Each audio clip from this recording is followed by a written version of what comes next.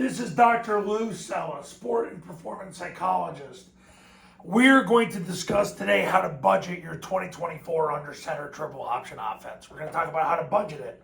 One thing I've learned about triple option coaches, under center triple option coaches, is they often fall into the framework of life where they like to budget, which is obviously responsible. They a lot of times follow the methodologies of the great Dave Ramsey, who teaches people how to budget every dollar of what they make so that they're responsible. And I have found that most triple option football coaches are pretty thrifty.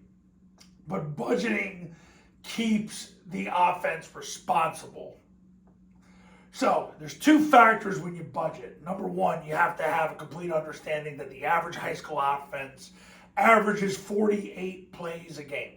So you're going to run on average 48 plays a game at the high school level because you have 12-minute quarters. That's how it works. That's a time-tested, infallible stat. If you run more than 48 plays, it's because whatever you're doing well. So that's the independent variable for that piece of data. The second piece of data you must understand is if you have to run a play at least 4 times a game for that play to be statistically effective. And this stat was proven by the NFL Run Study, which was a 2-year study done by the great Larry Zerline, where he took every NFL running play over a 2-year period and proved in his study that you have to run a play at least 4 times a game for that play to be statistically effective. And as a sport and performance psychologist, I have gone all in on those two metrics. The rule of 48, that you're going to have 48 offensive plays in a game and that you have to run a play at least 4 times a game for that play to be statistically effective. So when you budget your offense, the first question is, number one, whatever you install, are you willing to run that play at least 4 times a game? Are you going to run that play at least 4 times a game? Because if the answer is no, eliminate it from your life. Cancel that play. If you want to maximize your offense, you're going to do this. I have taught my clients this the last 15 years. I have a client, I had over a 1-hour conversation with him yesterday. He was one of my first ever clients. I had him in 2010 and 11, and now he's one of my best friends. He always went into every season and said we have to run a play at least 5 times a game for that play to be statistically effective, because he knew that with high school coaches, a lot of times they were dying to put in this and put in that because they wanted some element of creative control, and he nipped that in the bud right away. But he said, I want to be absolutely sure. So he used, we have to run the play at least 5 times a game for us to install it. We'll keep it at 4 for this budget, but just so you know the level to which my extremely successful clients go, that's the level to which they go. Okay, now, budgeting your offense. So the first question is, what are you going to install? The data supports the zone dive. So how many times a game are you going to run zone dive? Write it down. Zone dive. How many times a game are you going to run it? Well, last year, Air Force averaged about 20 times a game. So we're going to put that down as 20. Now, zone dive is the foundation of what you're doing in the modern day under center triple option offense. For those of you new to this video, for those of you that are new to this, watching these videos, yes, it is the triple option offense. However, the zone dive has been utilized the last 7 years to set up the triple option. We could argue somewhere between the 5-7 year period. The zone dive sets up the triple option. The triple option used to set up the zone dive.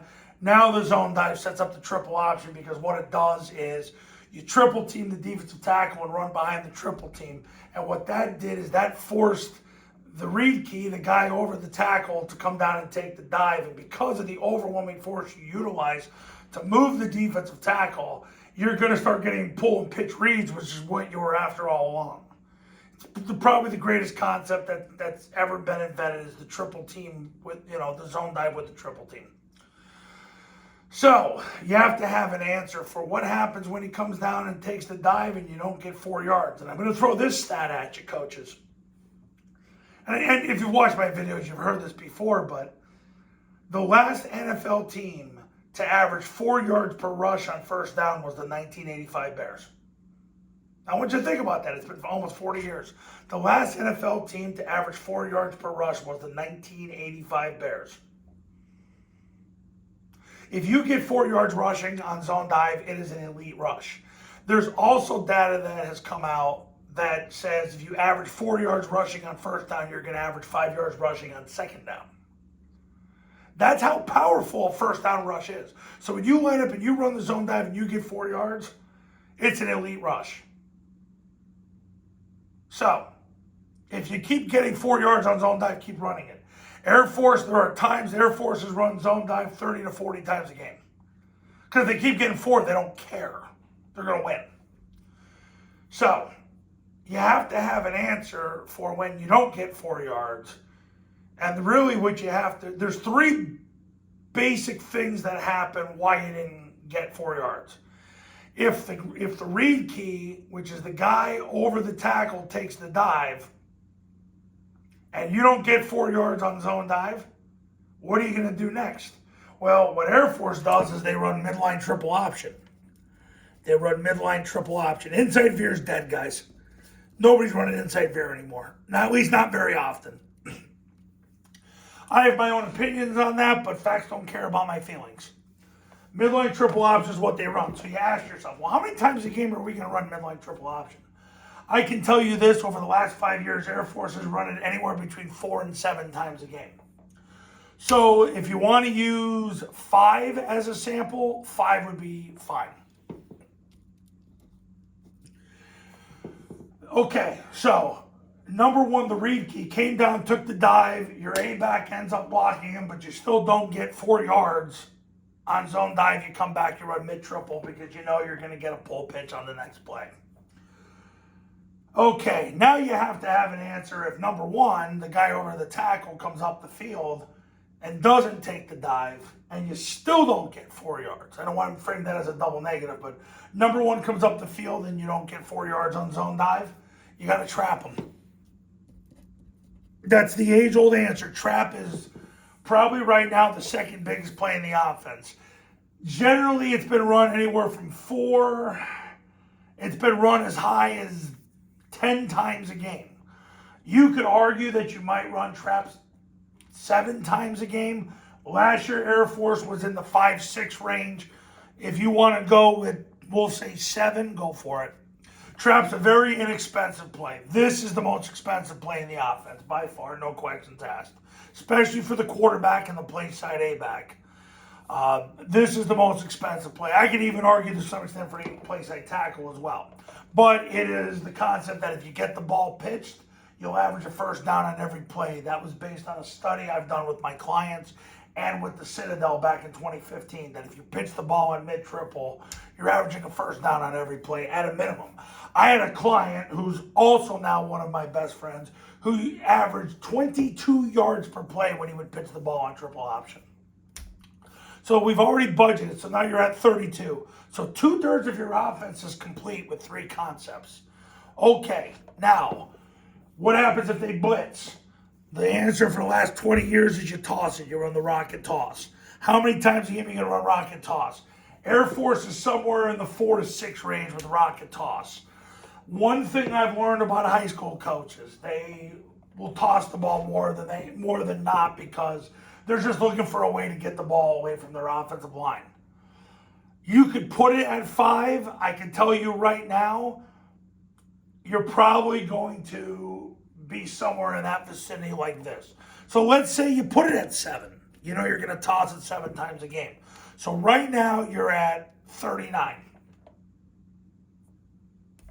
You're at 39. Okay, you got 48 left. So now you got to throw the ball. So you're going to throw the ball.